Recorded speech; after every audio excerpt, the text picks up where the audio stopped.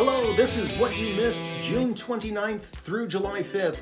I'm Ryan Wingfield. What you get when you put Captain Picard's head on Captain Kirk's body. It's been a big week for world leaders in that many of them are about to be former world leaders. On Thursday, the United Kingdom ironically spent the 4th of July declaring independence from itself. The Conservative government of the UK suffered one of the worst political defeats in its history, ousting Prime Minister Rishi Sunak. The election is seen as a result of the fallout from Brexit, which has cost the country 5.5% of its GDP, along with nearly all of its street cred.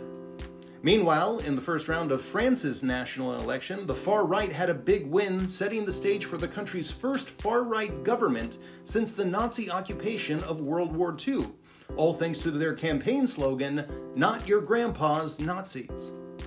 In the United States, President Biden is facing a growing number of calls for him to pull out of the November election after a terrible debate performance last week. Biden, meanwhile, says he's already forgotten about the debate, thanks to the dementia. The U.S. Supreme Court ruled this week that no one is above the law except for presidents, who are basically above the law. Specifically, the court ruled that presidents are immune from criminal prosecution for any official act that they do as president. And you thought the mob was interested in politics before.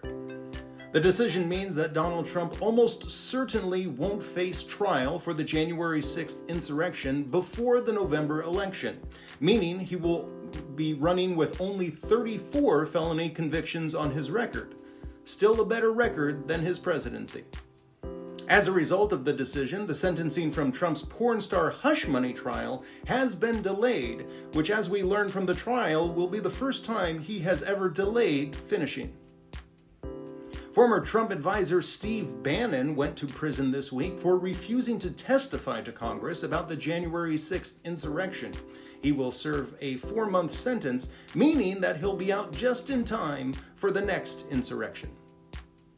Wildlife officials in the United States say they plan to kill 450,000 barred owls in hopes of preventing the extinction of the endangered spotted owl. So, if I were one of those barred owls, I'd keep my head on a swivel. An outbreak of bird flu in Australia has caused a nationwide egg shortage. Fortunately, the few eggs that they do have are from emus. Yeah, turns out you can actually make several omelets by only cracking one of those eggs. A boa constrictor at an England zoo laid several eggs this week despite not having contact with another snake in over 10 years. Scientists say it is a rare type of asexual reproduction called parthenogenesis, or a pervy zookeeper. 147 same-sex couples tied the knot at a group wedding as part of New Mexico's Pride Day celebration. Group weddings have become an annual Pride Month tradition in Mexico, both as a political statement and a great way to get married on a budget. A cave painting in Indonesia has been determined to be over 51,000 years old, making it the oldest known human art. Joe Biden, though, still refers to it as modern art.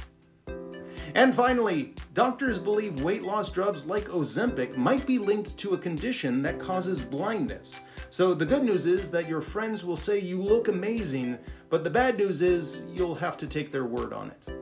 I'll see you next week. Stay shiny, my friends.